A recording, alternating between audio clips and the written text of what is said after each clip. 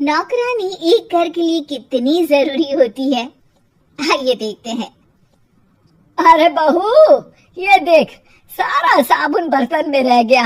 ये नौकरानी कोई काम नहीं करती, गंदा काम करके चली जाती है और ढेर सारा पैसा ले जाती है।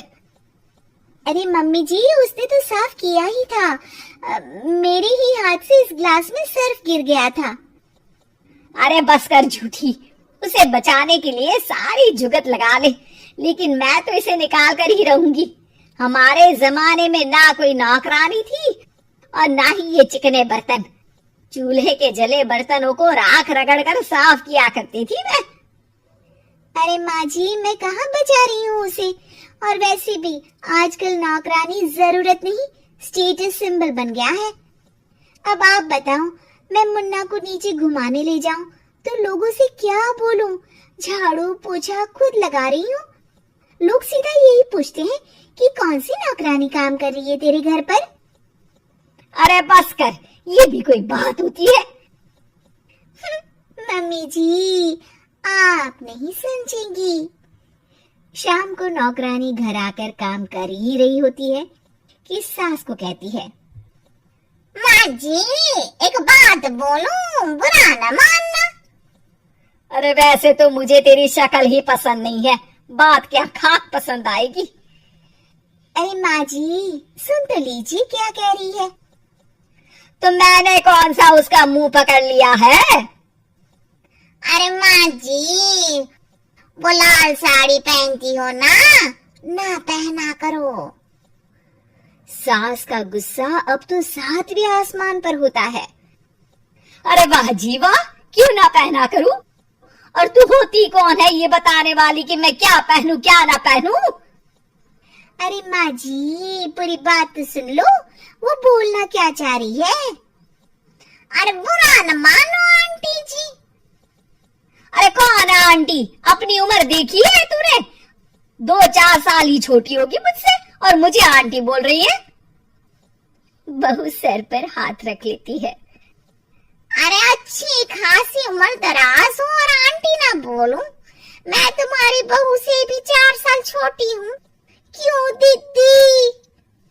बोलती भी क्या, एक तरफ सास यानी पति की माँ, तो दूसरी तरफ नौकरानी जिसके बिना घर का काम नहीं चल सकता। वो दरअसल माँ जी की शादी पे बहुत जल्दी हो गई थी ना।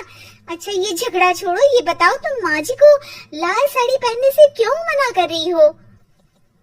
वो ना, इनकी उम्र की सारी औरतें सोसाइटी में इनके लिए बात करती हैं कि तुम्हारी सास बुढ़ी घोड़ी लाल लगाम है।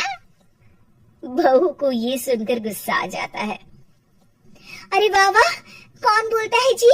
खुद क्या है यहाँ की औरतें? बाल सफेद लेकिन टाइट जींस और कोई कुछ भी पहने।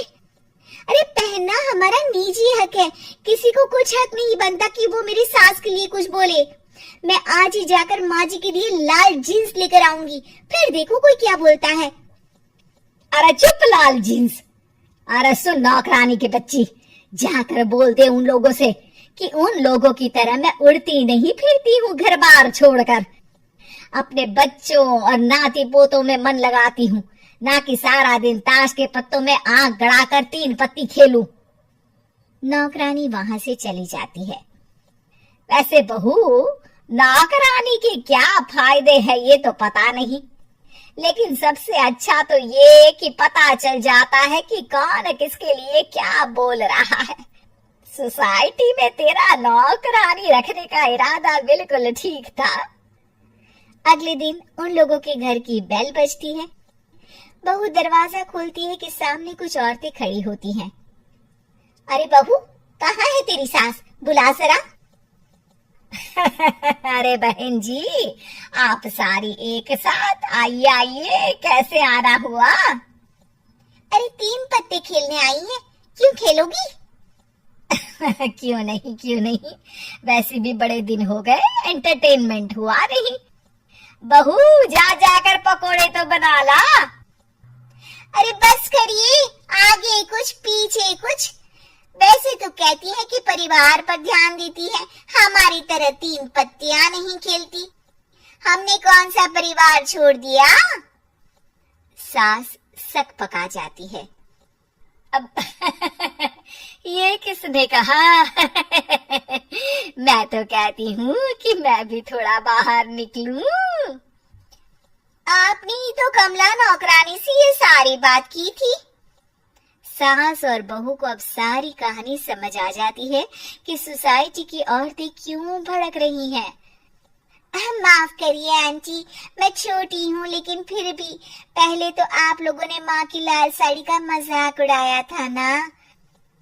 हाँ हाँ उड़ाया था, लेकिन उससे पहले तो तुम लोगों ने हमारी जीन्स के बारे में बात की थी।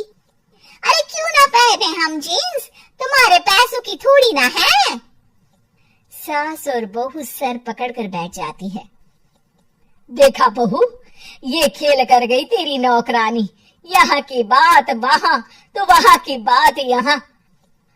दोनों किसी तरह औरतों को समझा बुझाकर घर भेजती है और कसम खाती है कि नौकरानी को नौकरानी ही रहने देंगी।